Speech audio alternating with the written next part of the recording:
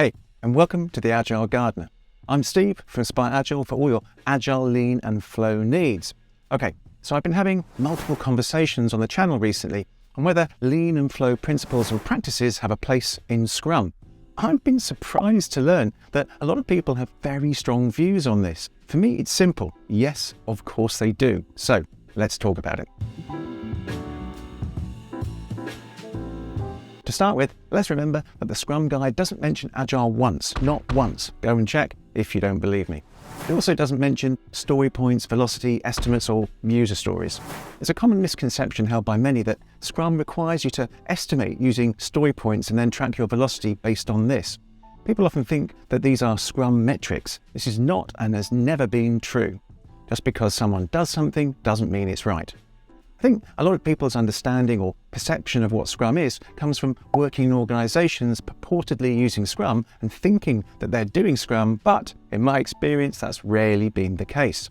There's a very good argument to say that Scrum is not even Agile. Check out my video on fake Agile for more detail on that. I'd highly recommend you go and read the Scrum Guide and then read it again and really think about what you're reading. What you'll discover when you reread the Scrum Guide is that it does mention Lean multiple times. Again, no mention of Agile. Now, as we all know, the Scrum Guide doesn't tell you how to do things. It's a lightweight framework on purpose. So I'm willing to concede that if you're using story points, velocity, and estimates, it isn't necessarily wrong. After all, it doesn't tell us to use continuous testing, integration, and delivery either, but we do that. Well, we should do that. Now, ask yourself this question. Does your backlog have a single product goal and do you use a sprint goal? These are central to Scrum for very good reasons. So if you're not using both, then you are not doing Scrum. You're likely doing some kind of Frankenstein's monster version of Scrum. I'd recommend you really consider why you aren't using a single product and sprint goal. And if you decide that you can't, probably because your backlog is a mix of products and product owners, then in my opinion, the best course of action is to switch to Kanban. Now, I'm a big proponent of flow metrics and lean practices, and as we've just discovered, a lot of what people think is Scrum, in fact, is not. Scrum is founded on empiricism and lean thinking. Read the Scrum Guide. Lean thinking reduces waste and focuses on the essentials.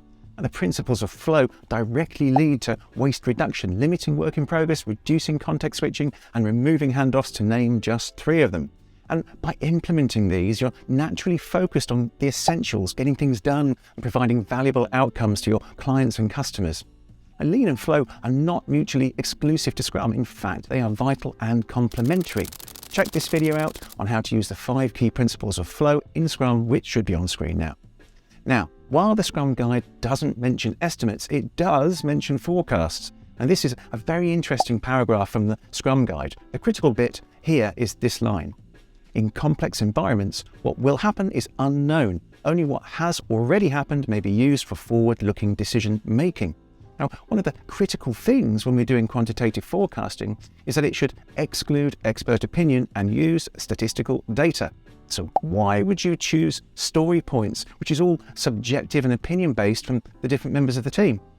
A far better method is to use a data-driven approach such as Monte Carlo simulation, which is totally based on what has happened in the past. The use of Monte Carlo simulation means you'll need to track your cycle time and throughput, both so-called flow metrics. A cycle time is just the amount of time it takes for your work item to move between 2 points in your workflow, for example, in progress to done. A throughput is simply the number of work items completed per unit of time, or for example, your 2-week sprint. And note that throughput is an exact count of completed items. It doesn't differentiate between the size and complexity of items, which is a major difference from story points. By using cycle time, you'll be able to understand how long it takes to get any single work item, regardless of size and complexity, done with the certainty that you specify, for example, 85%. Now, if once you've calculated this, that number turns out to be 5 days, then all you need to do is right-size your work items to be 5 days or less. Simple, job done. Now, if that number turns out to be 15 days and you're doing 2-week sprints, then you know you've got a problem.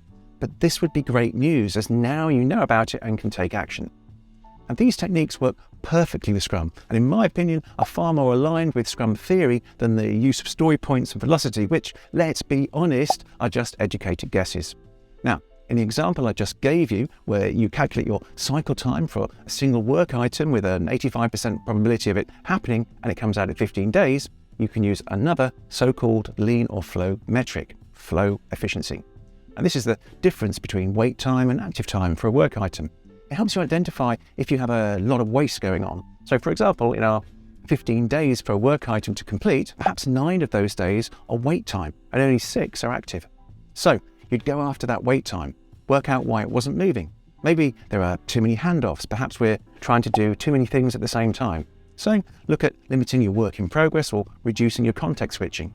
Again, all so-called lean or flow metrics. And click the link above for more detail on flow efficiency.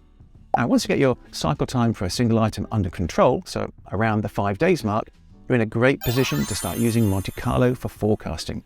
And I have a video on exactly how to do this with a free Excel template so you can try it with your own data, which I will link to at the end. Now, in 2020, the Scrum Guide finally dropped the dreaded 3 questions from the Daily Scrum, at last.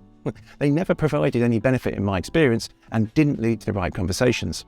A far better approach is to use something that gives you real-time information on action you need to take immediately in order to keep your Monte Carlo forecasts as accurate as possible. And that's using a work item age chart. Yes, another so-called lean and flow metric. In my opinion, it's the most powerful metric of them all, as it tells you which of the work items you're currently working on are in danger of breaking your forecast. So this tells you which items you need to have conversations on and take action. Click the video link up here if you'd like to know more about that. I really can't understand why people say, nah, I'm not using these lean or flow metrics because we do Scrum, when these same people are using continuous integration, pair programming, or test-driven development, none of which are based on Scrum, but instead extreme programming. Now, using these lean or flow metrics can greatly enhance your Scrum ceremonies. As I've just mentioned, you can use the aging WIP chart in your daily Scrum to focus on the right conversations. You can use throughput to help in sprint planning to get a realistic idea of what you can do in the sprint. In the review, you can touch base with your stakeholders on your Monte Carlo target forecast percentage to see if they're still happy with it and update them on actuals. And in the retrospective, which is all about inspect and adapt, you can discuss your cycle times and throughput to help with continuous improvement and also check your flow efficiency. So people, you need to get over yourselves. Use the things that work and don't put yourself in a Scrum silo. Remember, Scrum doesn't tell you how to do virtually anything. You need to discover this for yourself, so use all the available resources. Using principles and practices from Lean and Flow will not break the rules of Scrum. It will enhance it and help you to fill in the how part which is missing. I think people using Scrum have a pointless and baseless argument when they say, we won't use Lean or Flow, when in fact, most people aren't even following Scrum in the first place by not using a product or sprint goal, or not getting potentially shippable increments ready at the end of each sprint. Right, don't forget to check out my video on how to use Monte Carlo simulation to forecast how many work items you can get done in a sprint on the screen now. There, I think. Okay, that is it for this one. Stay humble and I will see you next time.